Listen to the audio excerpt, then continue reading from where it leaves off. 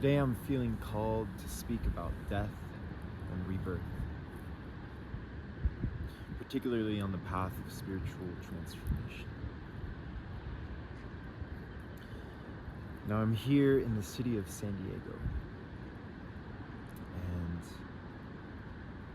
I spent about 7 years of my life, give or take, living here, if such a life can be called alive. Those were my college years. And in America, people go to college less to learn and to be indoctrinated, although that's a major part of it, but more to indulge in vice and partying and drinking and self-destruction.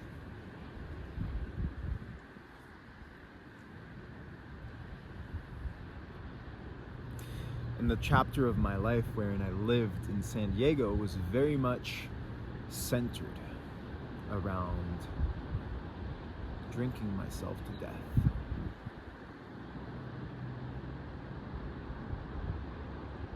Around pursuing vice and illusory pleasure at the expense of the higher pleasures of self-actualization and truth-seeking, which were truly the cornerstones of my soul.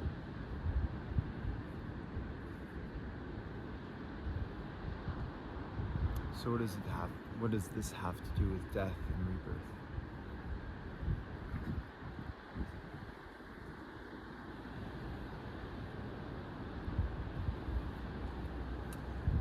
I'm finding myself here in San Diego again after years and years of stepping away from this place, and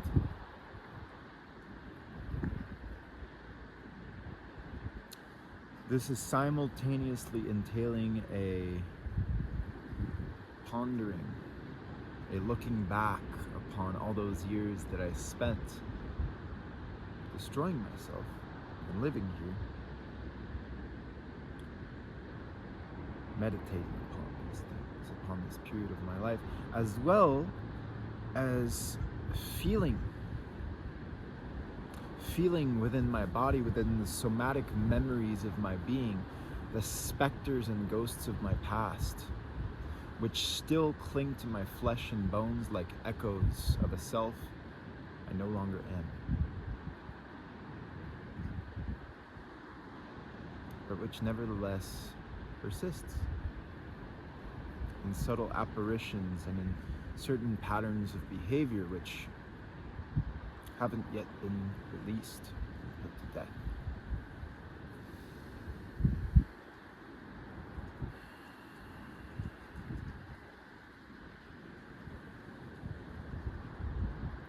More generally, this is to say that on the path of spiritual transformation and evolution and developing a deeper closeness with God and soul,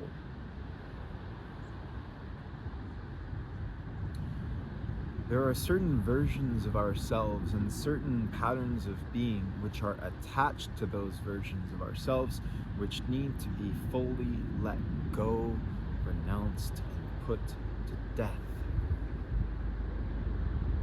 in order to make space for the parts of us which wish to bloom, which wish to grow, which wish to become the butterflies which we are.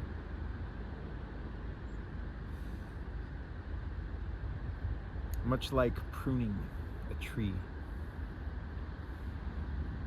I'm guessing this tree over here is dead, but wow. There's a cloudy mist in the sky. Birds. There's a hawk. Okay. There's beauty everywhere.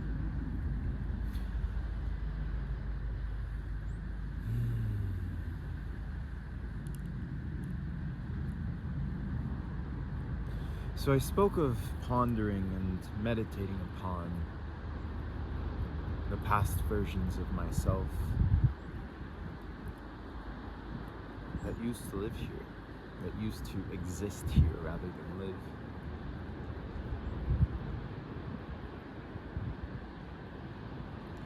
And the person I was deeply lost.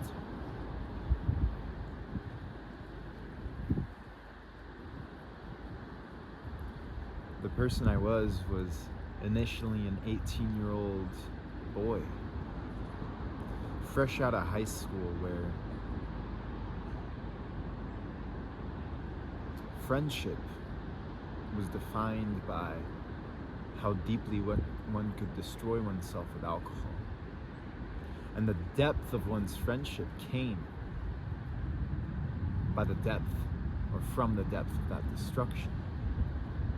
And any semblance of true emotional connection could only be touched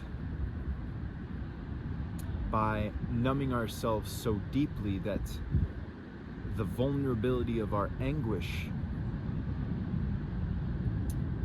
was concealed from ourselves, and all of the systems of filtration were lifted by the illusory cloud of the spirit of alcohol.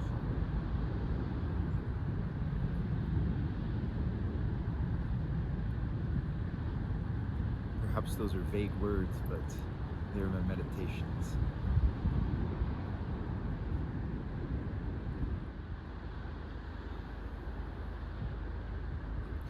The chapter of my life wherein I lived in San Diego was characterized by a pursuit of empty pleasures: sex, food, alcohol, and void filling.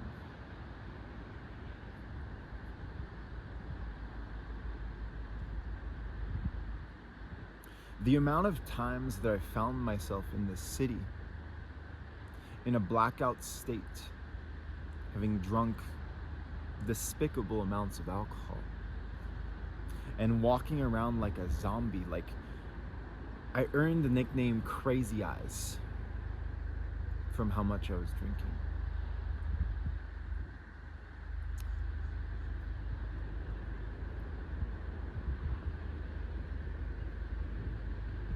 And that specter and that ghost of me, that zombified version of me, still walks in the form of echoes through the streets of the places that I used to wander.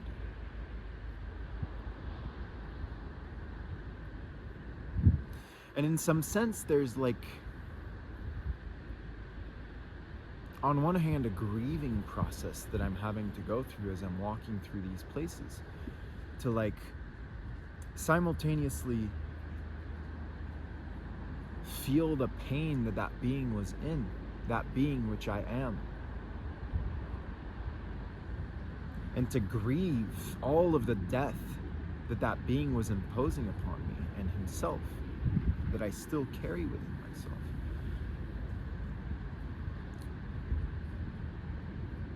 And to also feel some of the urges and impulses within my body that was driving that person, that being, into self-destruction. What am I referring to? I'm talking about, I was drinking cacao earlier and doing a little research and realizing that there is a deep connection between what I'm talking about here and Sigmund Freud's concept of the id and the pleasure principle.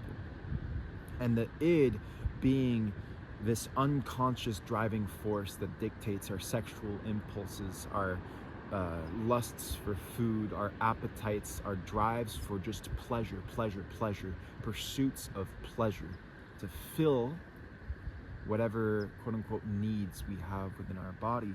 And I have been feeling much more impulse within my body towards these kind of empty pleasures, particularly as I've arrived to this city navigating depths of shadow and feeling the depths of my fears and feeling the depths of those shadows and feeling the depths of my deaths, and those being really uncomfortable feelings, to which it is very easy to say, I will not feel you.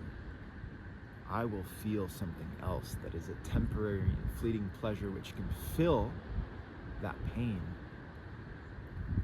with an illusion of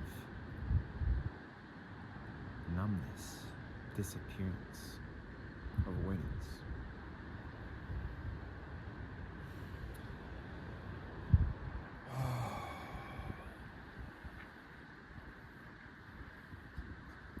So here comes the importance of allowing certain versions of ourselves which we no longer want in our field, which we no longer wish to have as the guiding forces of our soul embodied being, to put those forces to death. Those forces being our lower impulses, our numbing tendencies, entire chapters of our lives and versions of ourselves which were caught up in these spirals of self-deceit, self-destruction, and self-imposed suffering.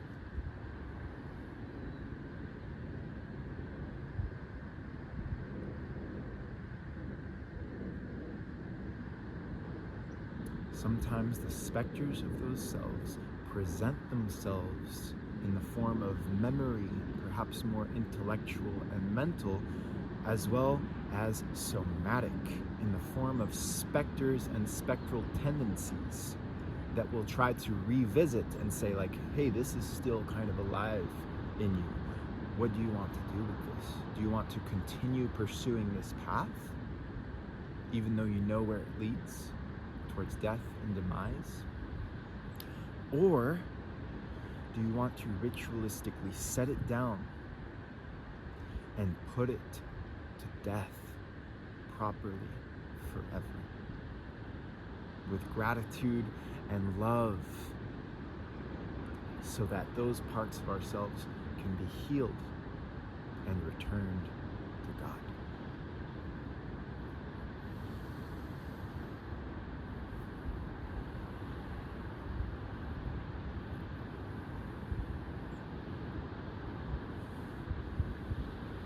Painful, difficult, and grieving process. And I find myself here in San Diego.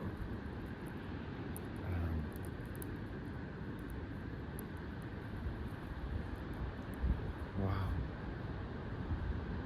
Doing exactly that. Feeling those specters, feeling those ghosts, feeling those pains, feeling those tendencies and those patterns within my body, saying, no, I will no longer live like this. Thank you for having taught me the pain that I hold within myself that needs addressing, that needs feeling and healing, and I hereby release you as I walk more deeply into my journey of transformation. Interestingly, I'm here in San Diego, and one of the next destinations that I am visualizing and feeling into being is a town in another country called Santiago, to where there is a version of me right now in San Diego that is dying,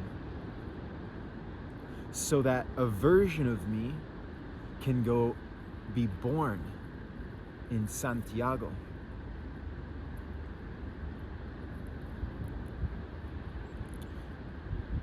And there is a deep symbolic magic which is simultaneously being unintentionally and intentionally woven by my soul and by God and my prayer to guide me more deeply into the renunciation of the shadows with which I've been walking and through which I've been walking as of late in the past few weeks, not to mention entire years of my existence.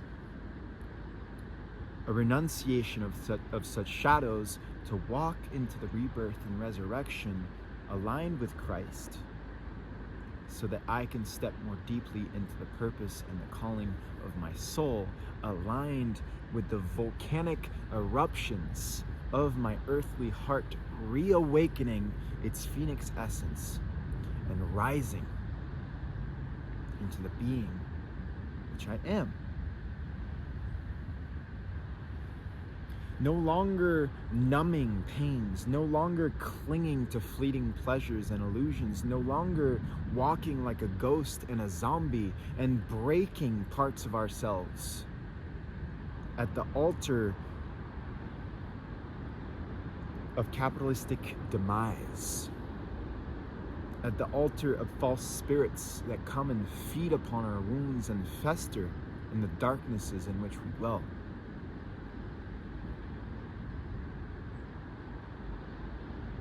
Put this version of me to death, that I may find rest and healing and solace. And in feeling that death, in truly allowing it to happen within my body and to direct it with the power of will and intention and prayer,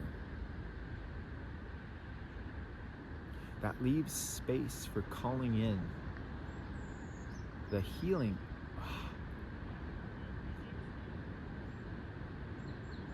and the somatic resurrection of my soul. The bird.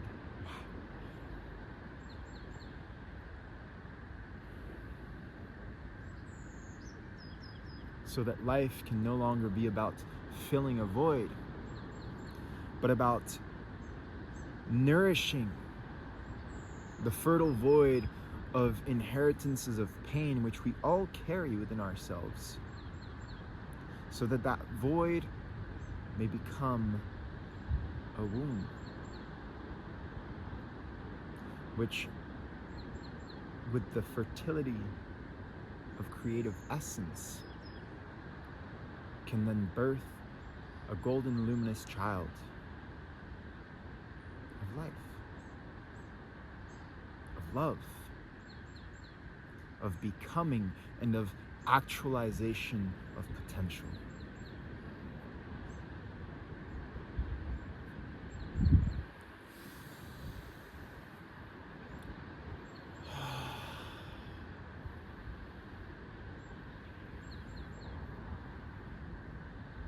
And I touched this shoulder here because one of the many climaxes of self-destruction which I imposed upon myself in this city is I found myself, the waves look so good right now. I found myself in an alleyway after being kicked out of a bar for being too blackout drunk and acting a fool. I found myself riding on one of those little bird scooters, a false bird at that, in comparison with the real bird that is speaking to us here. And I got on the bird scooter and I fell flat on my shoulder and broke this collarbone in a zombified state.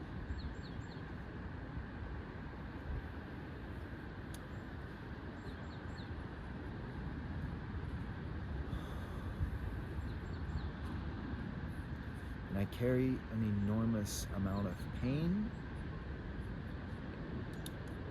and trauma on behalf of that ghostly and zombified version of me. Right here in this collarbone, it weaves its way into my body.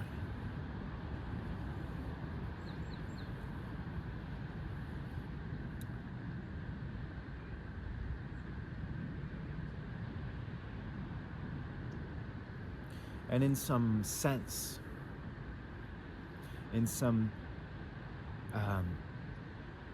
sensory, somatic, spell-casted invitation, I am speaking of this pain here, that it may be witnessed in its renunciation,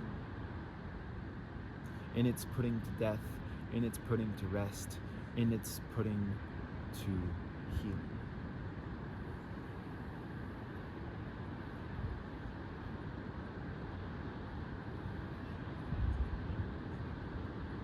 Because this is a pain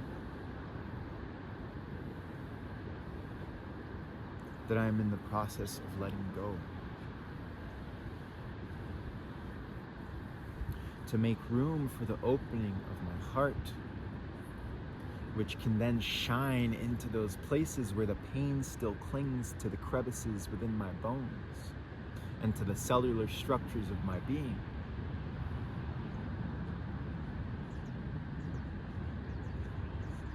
And through the quantum rearrangement of reality according to prayer and alignment to the divine, the pain can be renounced and put down and shed. As I walk more deeply into the path of luminosity and love, open within the heart.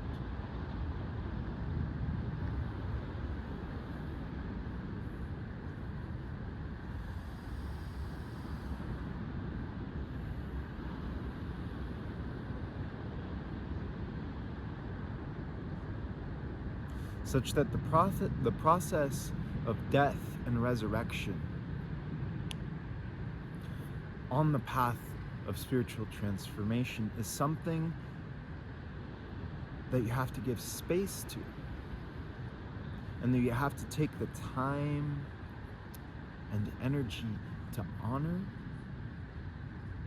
both in a state of pondering it and reflecting back on it, but also in a state of feeling somatically within your body in the specific places where certain pains and specters and ghosts of your past are still clinging to your flesh, to your body, saying like, I haven't yet been integrated. I must keep the constriction within this body. I must keep the state of tension. I must keep this body in a state of fight or flight and survival until release and softening and liberation.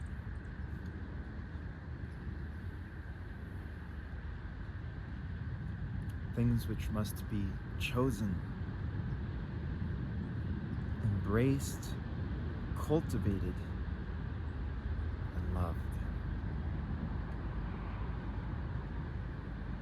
For as I put this past version of myself to death, in gratitude for the teachings that he has offered me,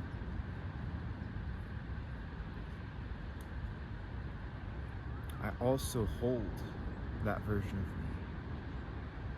with loving arms.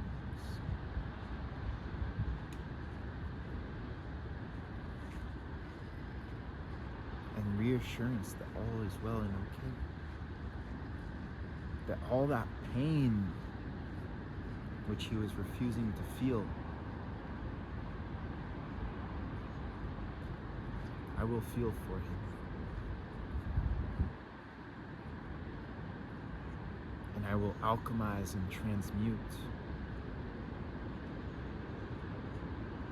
into gold, into apotheosis,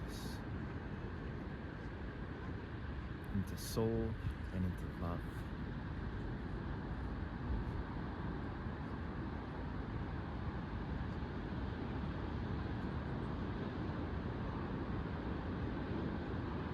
And I will walk to a new version of Saint Diego, from San Diego to Santiago, if that reality is the one I choose.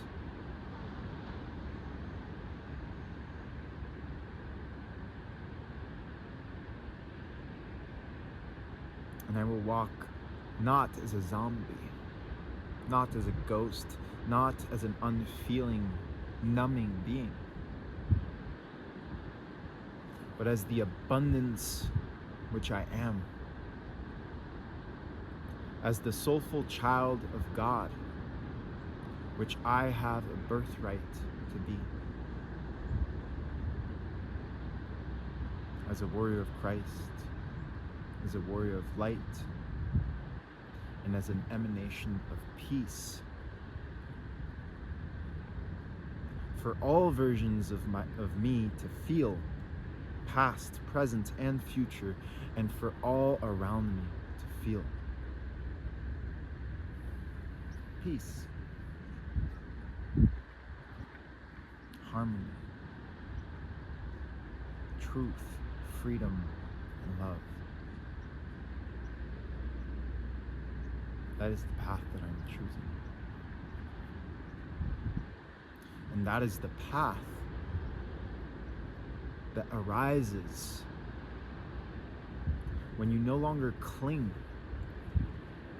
to those versions of you which no longer serve, which only keep you constricted and confined and weighted down.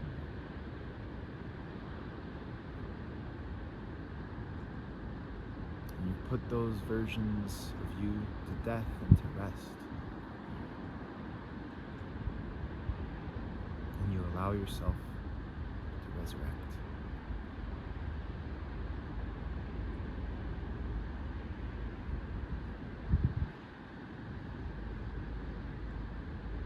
So, I felt called to sharing that. I pray that the words were healing and that they may serve you on your transformation.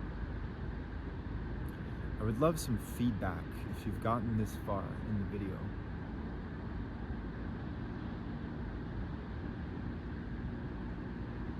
I'm wondering if I need to practice the skill of concision, of becoming more concise in my shares.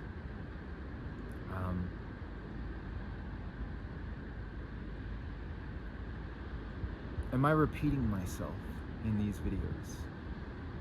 Am I driving certain points too deeply? Could I be saying things that I'm saying in 30 minutes, in 10, 15 minutes? And let me know if you would like that, benefit from that, or any open reflections, heart-centered. All right, I'll leave it at that. Yeah, may you find freedom, may you be held by God, and may you open your heart to all that is divine and true.